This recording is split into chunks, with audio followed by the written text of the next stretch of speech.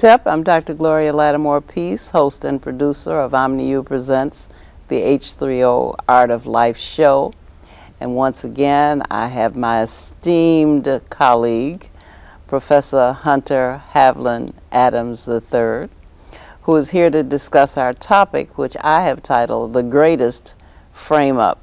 And I would really like for you to give some background to the topic before you begin to help us understand what I mean when I say the greatest frame up. Okay, well, thank you for inviting me on your show. It's always a pleasure to be here and to share information, opinions, facts, and so forth with your wonderful listening audience who've been dedicated for so many years. Almost 2 decades or something like that. Exactly, almost 500 shows. 500 shows, that's absolutely amazing. I mean, that means a lot for an independent news program to be on for that long and to have that many shows. So I just want to congratulate you on that marvelous achievement. Well, almost 500. Well, it's still a marvelous achievement right. Anyway. Dr. Peace has chosen this grand title. She's always very good with titles for her programs, The Greatest Frame Up. And before we consider what that frame up may be, I think we need to know a little bit about what framing is. And framing, we're all familiar with frames, particularly now that the political season is going full speed ahead with presidential candidates and a presumed candidate framing each other's positions, they're framing their positions, all with the intent of persuading the electorate, people in general, to view their opinion positively and then go and support them at the polls in November. So framing basically is a process of persuasion, of taking an issue such as, say, free speech. What are the limits of free speech? You know, when is speech free? When is free speech treasonous, for example? It all depends on what frame you're operating out of. What background, what's informing you, the person, as to how you want to see free speech, its limitations or non-limitations in terms of how it's applied. So framing is something that we always do. Another word you can consider as an aspect of framing is profiling. And of course, we all are familiar with profiling, from police doing profiles to other law enforcement agencies doing profiles. They want to profile a certain individual to help them ascertain that person who may have committed a crime. So they will typically put out more or less stereotypical attributes of the person. For example, Dr. Charles Ogletree, professor of law at Harvard University, has a book out called Presumption of Guilt, which is a frame which flips the script from presumption of innocence, because we're told that we are presumed innocent until proven guilty in a court of law. But in terms of public opinion, in many cases, some people may be presumed guilty of something and they haven't done anything. That's how framing works. And he was using an example of Professor Henry Louis Gates, who, upon returning from a China trip, was trying to enter his house and he didn't have the right key, and the driver forced open the house, and he went inside, and a neighbor called the police, said it looks like someone is breaking in the house or entering the house. She wasn't sure. And the police dispatcher said, "Can you identify the race of the persons?" She said, "Well, one looks kind of Hispanic, but I can't make out the other one." So the police come to Professor Gates' house, and he's now inside the house, and he lets them in, and the police begin to interrogate him, and he asks for identification. Mr. Gates shows him his Harvard ID. Then he shows him his driver's license, which had his house, his picture on it. But the police officer wasn't convinced that it was his house. And so, you know, being, you know, somewhat handicapped, walk with a cane and short, he tried to bluster the officer that, "You don't know who I am. You don't know who you messing with.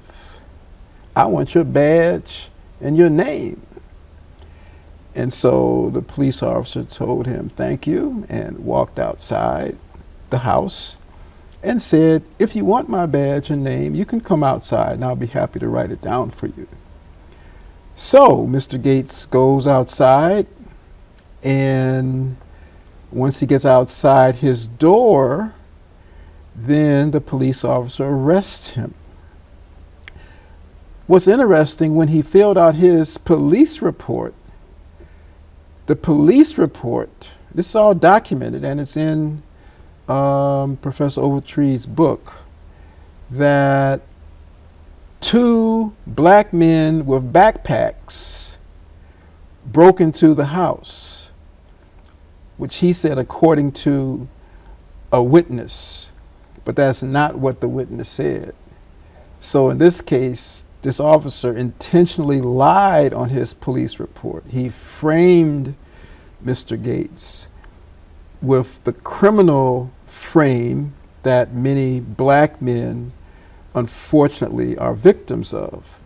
And the most recent case is the young man, teenager in Florida, Trayvon Martin, who was framed by this person, a Mr. Zimmerman, who was supposedly on neighborhood watch, but the same thing, that he had a hoodie on. He looked like he was suspicious. He looked like he was up to no good. So framing is very powerful. And it happens all the time that political opponents, they will try to frame their opponent one way, negatively typically, or deficient in something, at the same time framing themselves to look good, that I'm the best thing since sliced bread, you know, I'm the greatest, and this is what I'm going to do for you. They'll roll out a whole series of promises that they're going to do this, this, this, and this. Just vote for me and I'll set you free, kind of thing. Of course, we know that's a frame too. And so we have to be wary of frames, because remember, if you have a frame, when you look at a picture in a frame, the frame encloses the subject, the picture, the photograph, which your attention is directed to focus on.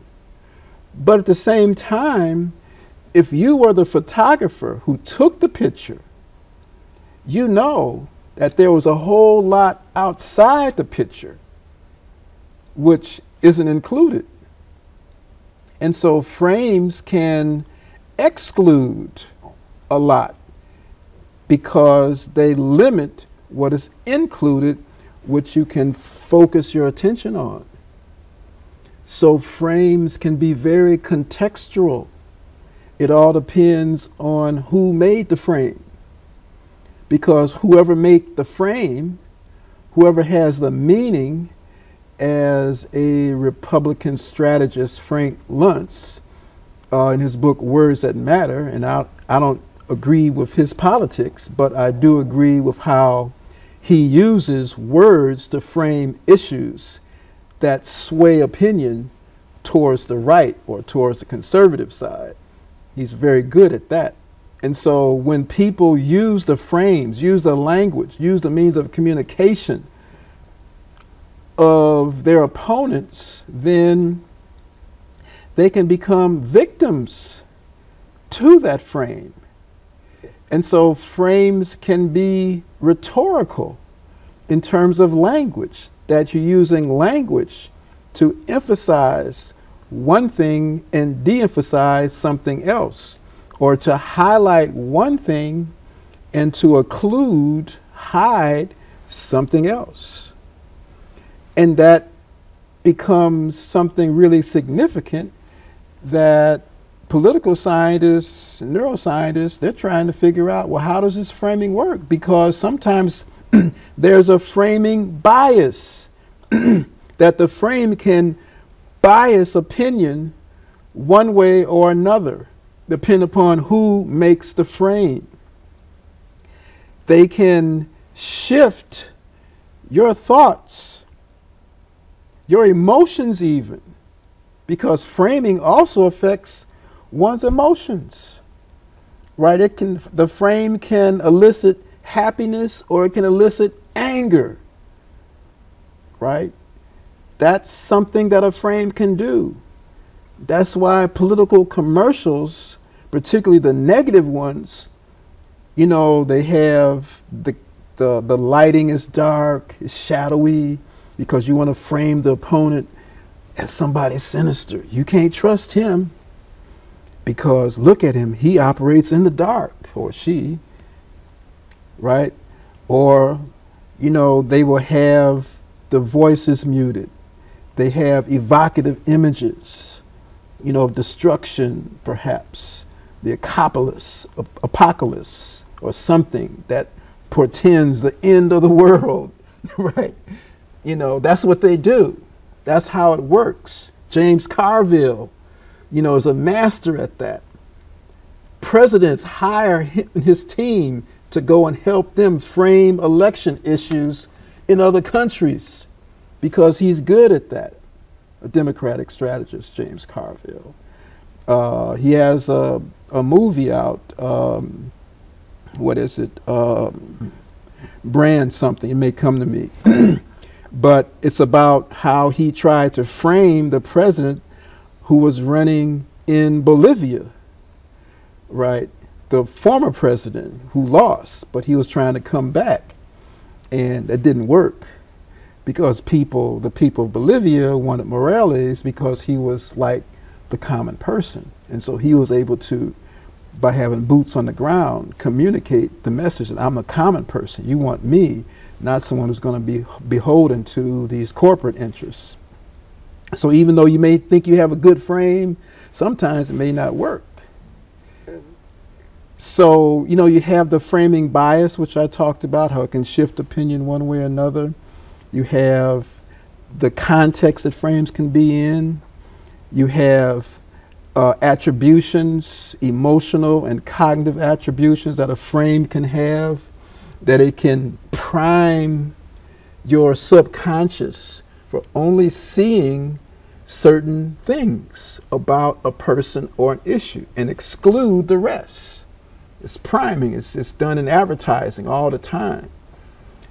And so frames are quite powerful. They're quite powerful. And so we have to really inspect how we're being framed, because we've been framed. You can be framed when you say we've been framed or someone has been framed. They're what? Presumed what? Guilty. Guilty, absolutely. Nothing else is said. There's no proof or nothing. They're presumed to be whatever the frame suggests. And Judith Butler, in her book, Frames of War, talks about how war is framed. You know, it depends upon who's benefiting. You know, the benefactors of war, defense contractors, certain politicians, and so forth, they frame war as a solution to problems because, you know, they're getting money downstream, you know, from the contracts. Big defense contractors get money, and then the lobbyists get money, and on downstream to politicians who get money for their re-election campaign because they are supporting a war here, a war there. We got to intervene over here, got to do this. And they frame it as such as that we're protecting democracy. We're doing this in the interest of freedom. You know, we're helping the people prevent themselves from being killed by their own government. That's a frame. That's a war frame. The value of the Iraq war is that we're going to eliminate weapons of mass destruction that we know Saddam Hussein has, but he never had them because what he did have was sold to him by Western countries. So they knew what he had and knew his capacity for building a stockpile up of whether it's chemical, biological, whatever. You know, now people are upset, oh, Iran is working on nuclear technology. Well, the fact of the matter is that Iran and Iraq, many of those countries came to the United States in the 70s and 80s to get training in nuclear technology and nuclear engineering, because certain corporations that make the reactors, how do they make their money, Dr. Peace?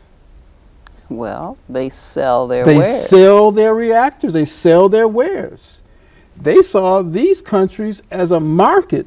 They wanted to electrify their countries. Well, here's a way you can do that. You don't have coal, you know, you don't have oil furnaces. Here, you can use nuclear technology, right? It's safe, da-da-da-da.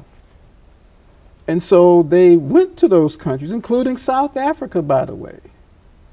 South Africa engineers came to the United States and got their training, nuclear engineers, and they later exploded a bomb in the Indian Ocean in 1979. So you see what I'm talking about, framing? Yeah, I see what you're talking about so well. One of the things that I so much admire about you, Hunter, is you will cause people to think, you know, and I'm wondering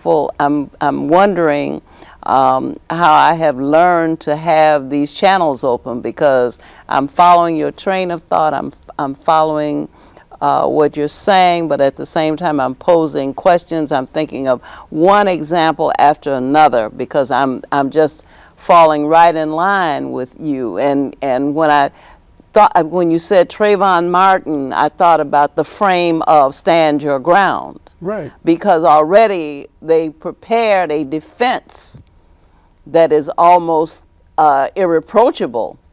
This is the law. You can stand your ground if you're under attack. So I thought of that immediately, but when I thought again in terms of the greatest frame up, for me, the greatest frame up is to have been transferred from African captives to Negro slaves. Here we were, a free people, sovereign people, on our own land, and someone comes and they undermine our kinship, they undermine our way of life, they capture us, get us on ships, and call us slaves. We're not slaves, we are captives. We are Africans who have been captured. And so the whole idea that someone went to Africa and brought slaves out of Africa was the first frame up, was the greatest frame up, because having bought that notion that, you know, they went there and they got people who are already in chains, already enslaved, and all they did was transport them to this part of the world is the greatest frame up, because we are still working out of that mentality. We are still looking at ourselves as ex-slaves, as people who were never free, people who were never sovereign, people who always had masters, because the other side of slave is master. These are complementary terms. Right. If you have captive, if you see yourself as a captive, then the other side of that is captor. And a captive sees himself as having been imprisoned against his will, and his greatest objective is to free himself. A slave sees himself as having a master, and his greatest objective becomes to please the master, to preserve his life, his health, or the life and health of someone that he loves. So when you look at, when you brought this to my attention, this whole notion of frames, how if you can persuade, as you're saying, if you can persuade people to look at phenomena in a particular way, they will focus on that. They will not think outside the box, because the frame is the box. Mm-hmm. Once you put the frame on it, then everything falls in line, and anything doesn't fit in the box has to be eliminated, has to be ignored, has to be explained away, swept under the rug, or something like that. So we start there, and we go down through our history, and we look at the number of stereotypes that have been imposed on us, down to this point where you're now talking about the criminal frame, you know, right, the new Jim Crow, you know, that now we have been criminalized. And so your example of Skip Gates being Henry Gates, having been framed as he's a black man. What is he doing in this neighborhood, in this house, you know? And so you cannot overcome these frames, because no matter how often and how hard you try to persuade people who have these frames, and I think they internalized. Absolutely. I don't think the frames are superficial, and they no, there's a neuroscience to framing. Good. So the whole idea is you internalize the frames of the culture in which you live. The values are the frames, are they not? Absolutely. So the values of the frame. When I was doing some work, postgraduate work, one of the things I noticed was that there was a great movement toward developing what they call tests that were not culturally biased, right, because they knew that people who were not middle class, white, suffered from these standardized tests, right, because they were framed in the language of middle class Anglo-Saxons, right, and their values were present there. So they kept trying to figure out, how do you get a culture-free test? And the first time I looked at that, I said, it's impossible. You can't. Because the moment you put it in a language, you have framed it. The moment you call something by a name, you have given it definition. Right. And once you give it definition, the more people you can persuade to agree with that definition, or the more, not necessarily numerically, the more power you can add to this definition, right, the more benefit, or the more effective the definition becomes. So when you ferreted that out, and I think it may be because of your studies in brain science, mm-hmm, because you have said a lot about how the brain works. Right. And so much of our behavior is involuntary. So much of it we have, once we have reached a certain age, 5 or 6 years old, and we're on our way to school, we have already internalized. Right, it's habituated. So changing requires conscious effort. Now, how do we rescue ourselves from the frames that this social order has imposed upon black people in America, that keeps black people in America, including the president, from ever being able, talk about that. He's been framed. Absolutely. He's been framed, depending upon which side of the political spectrum. Either he's a alien. We don't know who he is. We don't know anything about him. That he's strange. He's not really an American. He's not a real American, right? So we can't trust this man. You know, he looks suspicious.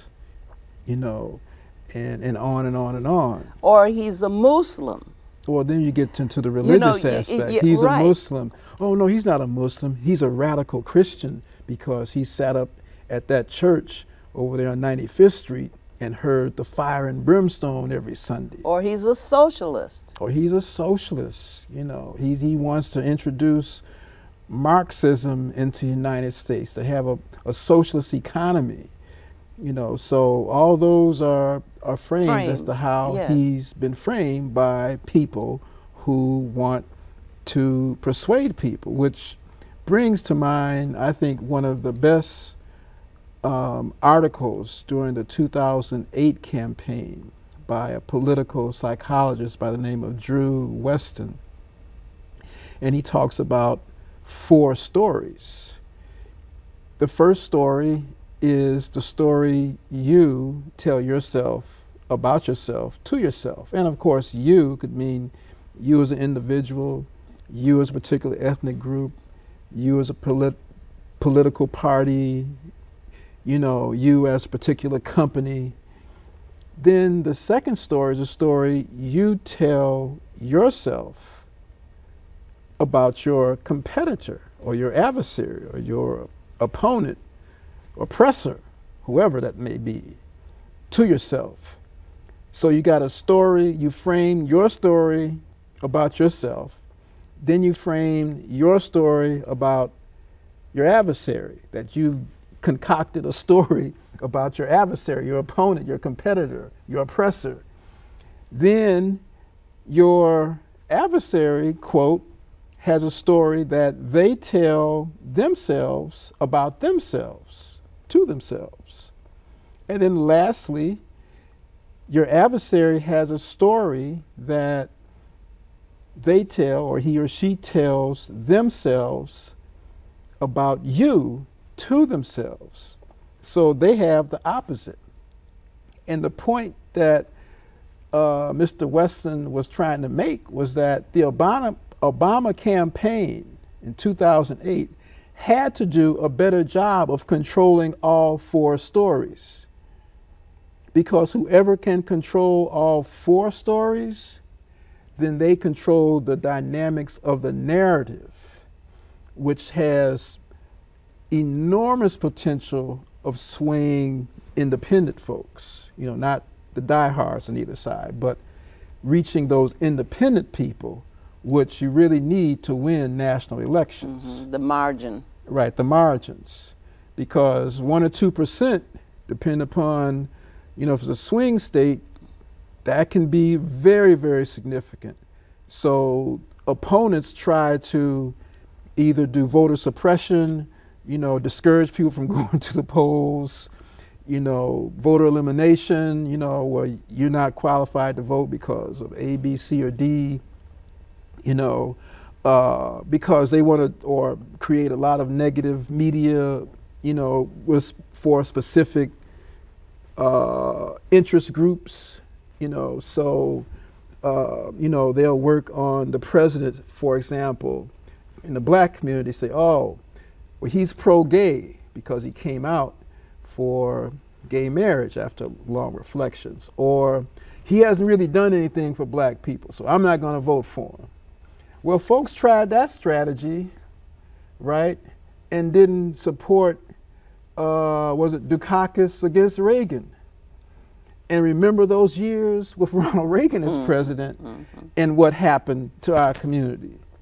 So that kind of strategy doesn't make much sense, because it'll put the community worse off than, I'm not electioneering, worse off than before, because the extremely wealthy are going to do everything they can to suck the wealth out of everyone, destroy social services. Many longtime institutions in this city that support mental health, they're funding, you know, they may lose it. Or people who are doing wonderful things like Yvette Moyo with her Real Men Cook. You know, you can't get sponsorship because the wealthy, the past donors are holding back and kind of sitting back watching, well, is this organization going to go bankrupt? You know, what's going to happen to these people over here when we shut down mental health services, you know, all over the city? You know, so you got people wandering around here needing mental health services, and they can't get it because the services aren't there. The providers aren't there, at least not like they were. They may have to wait in line for several hours at one of the county hospitals. So when you control the stories, our story is, one, we were slaves. Or some would say, no, we weren't slaves, we were enslaved. Still the same word, right? Slave, enslaved, you just put a prefix on slave, it's still the same word. And the word means that that individual is not a person, they're anonymous. They have no history, they have no existence, they have no mother or father, they have no country. They have no language. They have nothing. It makes them a zero, anonymous. That's the frame that we've been operating under. That we're just anonymous human beings. Not human beings. Well, now see, that's subhuman, savages, right, well, all of the those sub-person, terms all of that have been used. All of that. But, Dr. Peace, is there a constitutional amendment or a statement in the Constitution that proclaims or identifies all white people as citizens of this country? I don't. Specifically? No. But what was it, the Missouri Compromise made black people 3/5 of a man. But I'm just saying, before that, was there a statement in any document that you're aware of? None that I'm aware of. That said white people, European descendant people specifically were citizens? No, what they did was they named who was not. And so you were included by virtue of the fact that you were not in the category of those who were not. Say that again now. The Africans or Africans in America became citizens by virtue of an amendment to the Constitution. Right, the 13th Amendment. Okay. No one else. But before that. But what I'm saying is no one else had to gain citizenship by virtue of an amendment. So the presumption is, without ever clearly stating it, the presumption was that if you did not have to be made a citizen, then you were obviously not in the class of people. Of being a citizen. You were already assumed. The assumption is that you are a citizen unless there is some language somewhere that says that you are not a citizen or that you had to be made a citizen by legislation. That's what I'm saying. Okay, so is there anything in the Constitution? And I'm saying no. I don't recall that there's anything in it that white people are citizens. No. B, that slaves are non-citizens. Well, what before was the 13th Amendment? No. Okay then. You see, that's another frame. That is another frame. Because all the people who were brought here before that amendment was passed were de facto citizens. But to clean it up, they introduced the 13th Amendment to minimize the citizenship that African people had presumptively. You see what I'm trying to say? I do see what you're trying to say. What about those that were not brought here? Because, you know, there was a large population of Africans here before there was a constitution. Sure. Right. So we need to get rid of the frame that all African people in this part of the country, in this part of the world, came here on ships as captives. Africans came here all the time. Right. Most of the time they went home, but very often they remained. They intermarried. Right. They lived here. Right. So they came before Columbus, as Dr. Van Sertima talked about. And there are numerous books to that. So that's a frame. That you frame, see how big this frame up is. Absolutely. Now. That this is huge. That we wouldn't be here if somebody hadn't gone over to Africa and rescued us from our bondage over there and brought them to this place where we were subsequently set free, which is another frame, because emancipation is a frame. Right. There was no emancipation. No, there was no debate. There was a proclamation, but no real emancipation. No. Lerone Bennett lays it out in Forced into Glory. Right. So the greatest frame up has been and is still being committed against us because we have bought a series of frames that grew out of, it's hydra-headed. The basic frame has grown frames of its own that have grown frames of their own. Right. And the frames proliferate and they continue and they multiply until everywhere you look, there is a frame guiding your thinking. And if you are not checking out your mind to find out what it is you are thinking. Curtis Mayfield said. Right. If you're not thinking about what you're thinking about on then a your regular thoughts basis. Aren't your thoughts. Absolutely. They belong to someone else. Absolutely. That's why we have to do away with the notion of middle passage. Okay. Why? Middle passage refers to the middlemen between the financiers in Europe and the plantation owners on these shores. Right. They were the middlemen between them two. It does not define what the experience was like on those ships. It's a misnomer. It wasn't a middle passage. It was not. The same thing with trade, slave trade. When someone talks about trade, we're talking about an arrangement, agreement between two or more consenting agents that are agreeing to the terms of the trade, what's being traded, the value of what is being traded, and so forth and so on. But we didn't have a say-so in that. Well, some would argue, well, we were the commodities. But no, we were commodities in some people's eyes. But our humanity still was intact. It never went anywhere. The same way with slave. Our humanity is always present. It doesn't diminish because of a term. A label. Transatlantic.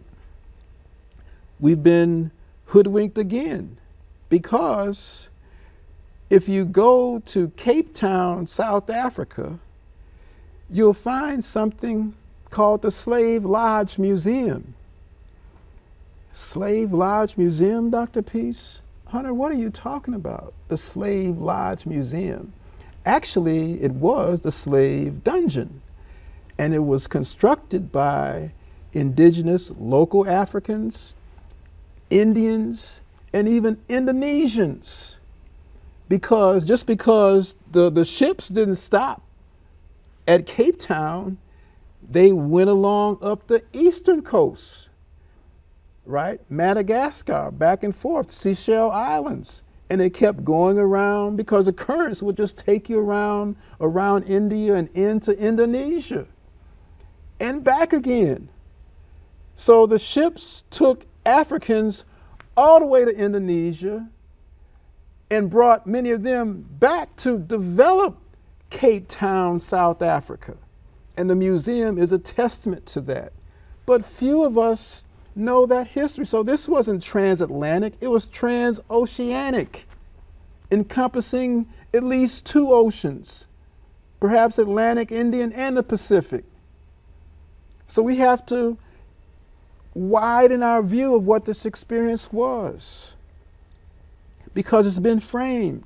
We're told that, oh, well, after 1865, end of Civil War, all these black folks were free. There was 4 million of us. Now we know that 2 million died from disease after the Civil War. 2 million died from disease, smallpox and other infectious diseases. So freedom came at a huge price. Quote freedom, frame quote freedom. Because what kind Framed of freedom, freedom. What kind of freedom makes you still dependent upon people who want you to have nothing? What kind of freedom is that? That freedom, if freedom does not include being able to determine your own destiny and exercise your own will, then you're not free. No. If someone else is deciding, making all the major decisions about your life, then you are not free. About your future, about your children, about socialization of your all children. The major decisions about your life. You are not, if you cannot make the major decisions governing your life, you are not free. If you cannot determine your destiny, you're not free. Just saying that when I grow up I'm going to be a doctor or a lawyer is not determining your destiny. No. Your destiny reaches far beyond what you would do in a lifetime, because you are an adult who will bear children or be an adult who is in a family that has generations to follow. Right. And so your destiny has to include what will become, the generations that follow you, what will they be able to determine? So determining destiny becomes generational. Right. We're determining destiny as far into the future as we can see, and our offspring will determine destiny as far into the future as they can see, and it's a never-ending process. Right. So we're not free, because we're trying to figure out what we're going to do to the end of 2012. Mm-hmm. You know, not just trying to figure out what you're going to do with a future, but a very short space. And I wanted to point this out when you were talking about framing politically. There's one particular magazine that keeps framing the president. You know, when he was running, they put him on, they made him look like a terrorist. They had his wife, you know, they were doing the fist bump. Well, that same magazine now has an article that is titled, "What if Obama Wins?" So the frame is already, we're not going to let him win, but we're doing everything that we can do to prevent his winning. But what will happen? What if Obama wins? Where's our frame that says, what if Obama does not win? Mm-hmm. We don't have a frame. No. We don't have a frame that says, what if anything changes?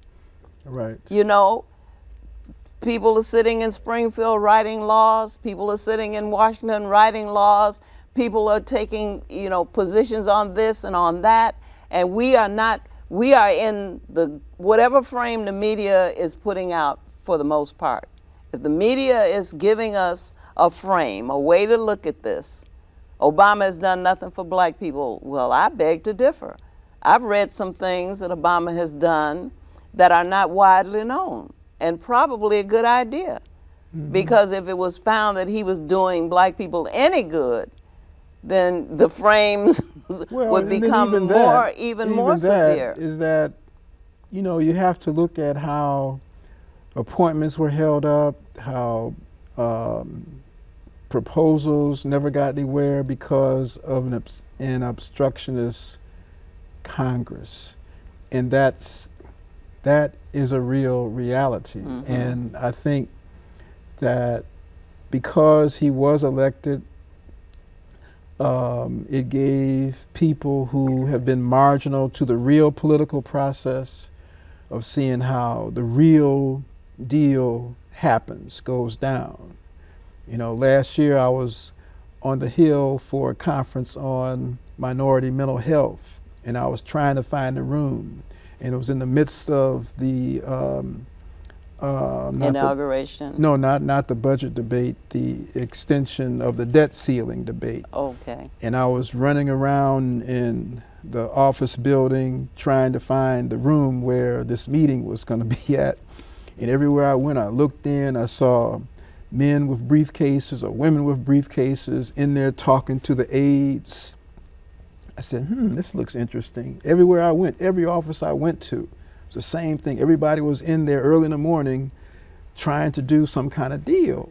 So then the Washington Post did a story, and it really made everything clear that all the lobbyists were lobbying their clients, U.S. congresspersons, to take certain positions because the Securities and Exchange Commission, at least until then, had exempted congressmen, congresspeople, and their staffs from insider trading. And so they were manipulating the market here so certain stocks would be up or down on the Asian markets to make money. And so that's why the president said, well, hey, we got to end this practice. So, you know, there's always something going on there, that, you know, depending on the money. But, you know, two other frames, I know we're kind of running out of time. I don't want us to run out of time. Okay. We got an hour frame. Okay. You know, Michelle Alexander, this wonderful lawyer, has this great book, The New Jim Crow, on mass incarceration. Jim Crow is a frame. What is Jim Crow? Well, Jim Crow was a mythical figure, but it actually referred to that period of time. Specifically, what was Jim Crow? It was a set of laws. There we go. Okay. There we go. It was a set of laws, rules, and regulations on black people's behavior. Right. But what was black people's experience? They didn't experience Jim Crow. They experienced losing jobs, losing people, being terrorized, and all of that. Being incarcerated. All of that. Being picked up as vagrants, you know, and so forth and so on. That was not our experience. We should stop referring to our experience during that time period, or even now, as Jim Crow, because that was not our lived experience. It doesn't talk about the emotional and psychological trauma that our people suffered and endured and still endure. The same way with my friends in South Africa. They were up under apartheid, which is another variation of Jim Crow. That's a frame. It's a frame. I told some of my friends, I said, you weren't up under apartheid, and they looked at me like you're crazy. But then I told them that it was a frame.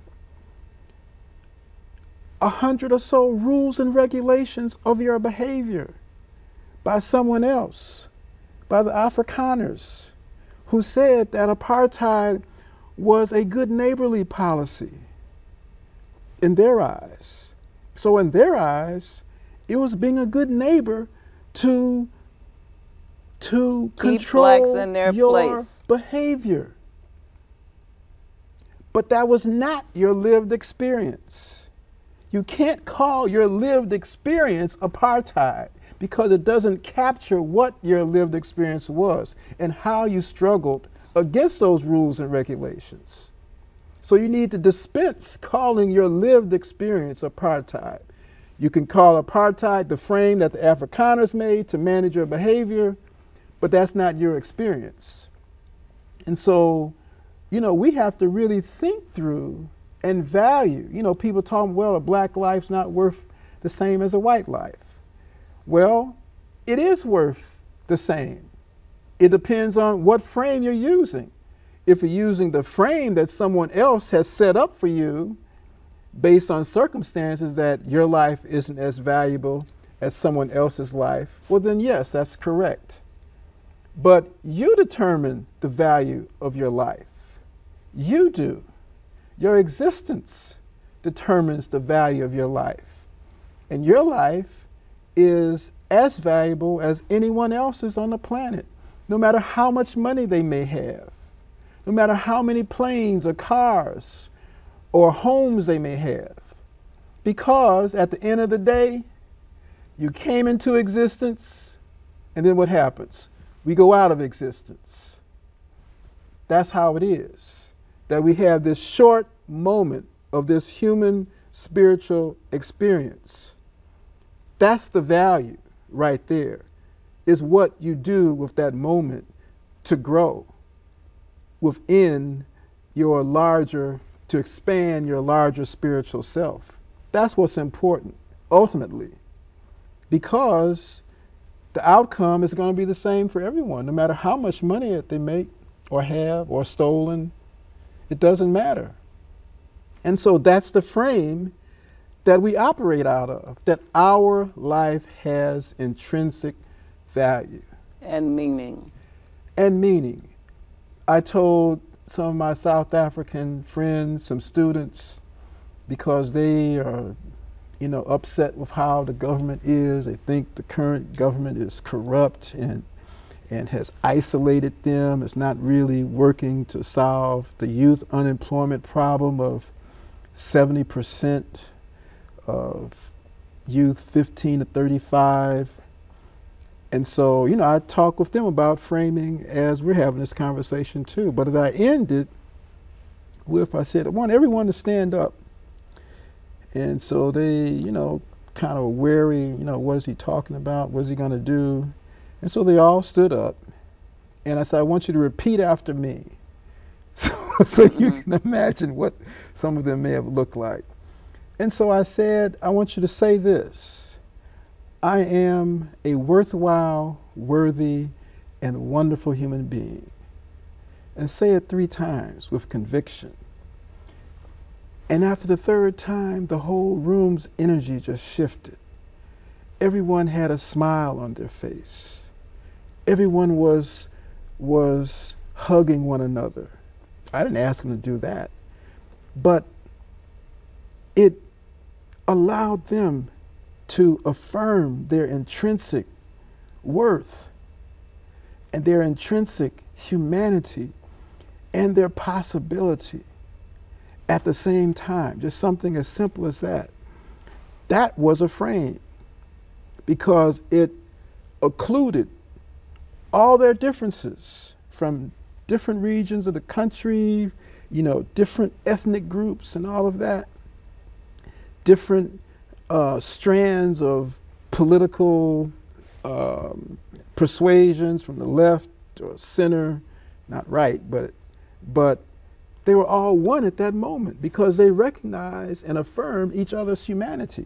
And that's what we have to do. What we need now is a frame that unites us, you know, a frame that helps us to see what John S. Mbidi said, I am because you are, and because you are, therefore I.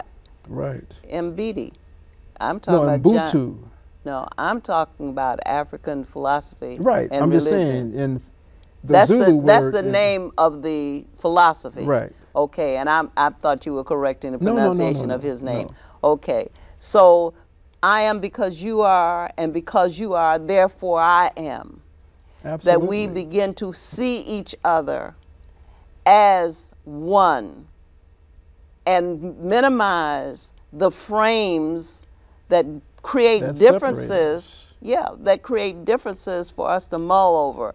I just wanted to say that I was reviewing Tony Browder's interview, and he was saying that this black on black violence frame, and he didn't call it a frame, but he said this black on black violence is a misnomer, because what did you call World War I and World War II and all the other wars that whites have fought against whites? You didn't call them white on white violence.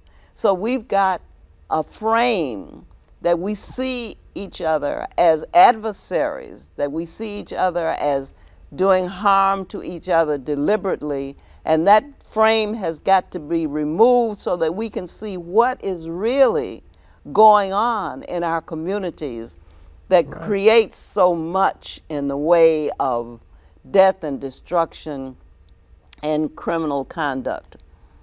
And I think you can respond in about the last 2 minutes that we have left. Yeah, and that's